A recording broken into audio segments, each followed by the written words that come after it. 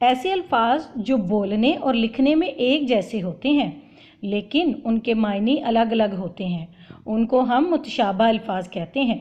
मसलन आम, आम, दुआ, दवा, गर्द, गिर्द, हाल, हाल वगैरह। आप अक्सर इन लफ्ज़ों को बोलते या लिखते वक्त गड़बड़ कर देते हैं। मुतशाबे अल्फाज दो तरह के होते हैं, आवाज़ के हवाले से जिनकी अदायगी एक जैसी होती है लेकिन लिखने में फ़र्क होता है, और दूसरे मुतशाबे अल्फाज हैं इमला के हवाले से। इनका लिखने और बोलने का तरीका और हो सकता है लेकिन मायने मुख्तलिफ होते हैं। अब आपको मुख्तलिफ मुतशाबे अल्फाज की में फ़र्क और उनके जुमले तस्वीर की मदद से समझाए जाएंगे ताकि आप उनको बआसानी समझ सकें और ज़हन नशीन कर सकें। सबसे पहला जो हमारा लफ्ज़ है वो है अर्ज़, जिसको इंग्लिश में हम कहते हैं विड्थ और उर्दू में इसका मतलब है चौड़ाई। इसका जुमला बनेगा इस कपड़े का अर्ज़ कितना है, यानी इस कपड़े की चौड़ाई कितनी है। उसके बाद हमारा अगला लफ्ज़ है अर्ज़। अब आपने देखा होगा कि इन दोनों की आवाज़ बिल्कुल एक जैसी है, लेकिन जो अलिफ से अर्ज़ शुरू हो रहा है इसका मतलब है अर्थ यानी ज़मीन, और इसका हम जुमला बनाएंगे ए खुदा हमारी अर्ज़ पाक सलामत रहे। हमारा अगला लफ्ज़ है अर्ज़ यानी गुजारिश करना, दरख्वास्त करना, और इसका जुमला होगा मैं पहले ही अर्ज़ कर चुका हूँ कि आपका काम हो जाएगा। हमारा अगला लफ्ज़ है चश्मा।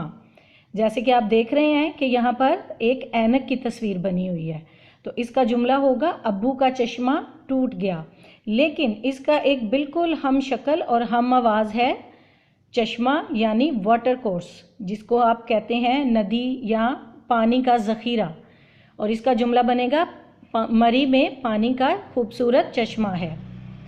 अच्छा जी, और अब हमारा अगला लफ्ज़ है कान यानी ईयर, जिस्म का हिस्सा। मेरे कान में दर्द है, और अब इसका एक बिल्कुल हम आवाज़ और हम शक्ल लफ्ज़ है कान, जिसको इंग्लिश में कहते हैं माइन और उर्दू में कहते हैं ज़ेरे ज़मीन जगह, यानी जहाँ से मुख्तलिफ मादनियात वगैरह निकाली जाती हैं, और इसका जुमला है बलूचिस्तान में कोयले की कान है।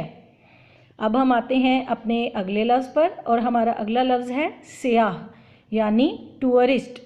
उर्दू में इसको कहते हैं सैर करने वाला, और इसका हम जुमला बनाएंगे इब्ने बतूता एक मशहूर सियाह था, और अब इसका एक बिल्कुल हम आवाज़ लफ्ज़ है सियाह, जिसका मतलब होता है ब्लैक यानी एक रंग का नाम, और इसका हम जुमला बनाएंगे रात के वक्त आसमान का रंग स्याह होता है।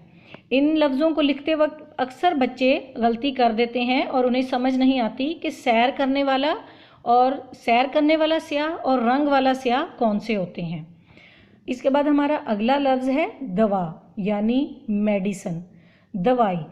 डॉक्टर ने मरीज़ को दवा दी, और इसका अगला लफ्ज़ है दुआ, प्रेयर यानी अल्लाह से दुआ मांगना या किसी बड़े से दुआ लेना। फ़कीर ने बच्चे को दुआ दी।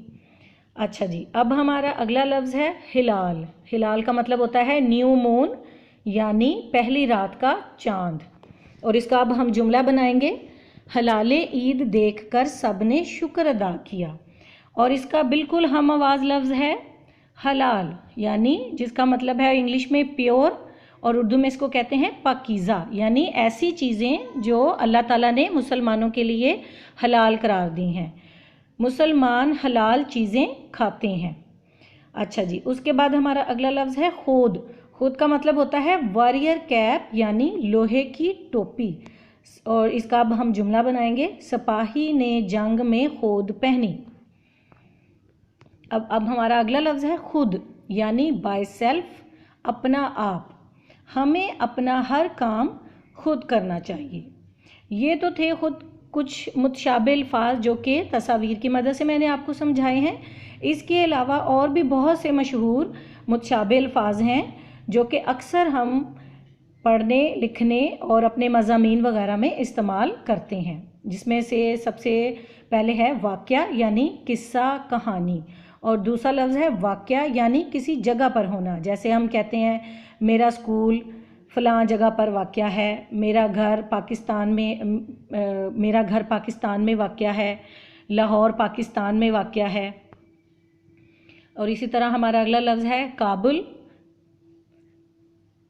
काबिल यानी लायक, होनहार, जिसका मतलब होता है इंग्लिश में जिसको कहते हैं इंटेलिजेंट। और अगला हमारा लफ्ज़ है काबुल यानी जो एक शहर का नाम है, अफ़गानिस्तान का शहर।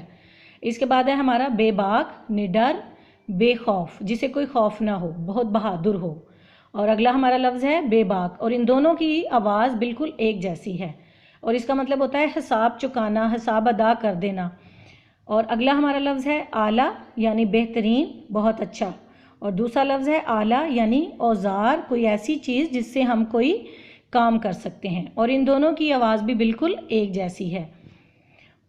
उम्मीद है कि अब आपको आम और आम सी चीज़ में फ़र्क मालूम हो गया होगा। उम्मीद है कि आपको इन तस्वीर की मदद से इन मुतशाबिह अल्फाज को समझने में आसानी होगी। आप इस वीडियो को गौर से देखें और इन मुतशाबिह अल्फाज को अच्छी तरह ज़हन-नशीन कर लें ताकि आप इनको अपनी तहरीर में बआसानी इस्तेमाल कर सकें। इनकी मदद से आप अपनी तख्लीकी तहरीर में निखार ला सकते हैं, अपनी इमला की अगलात को दुरुस्त कर सकते हैं।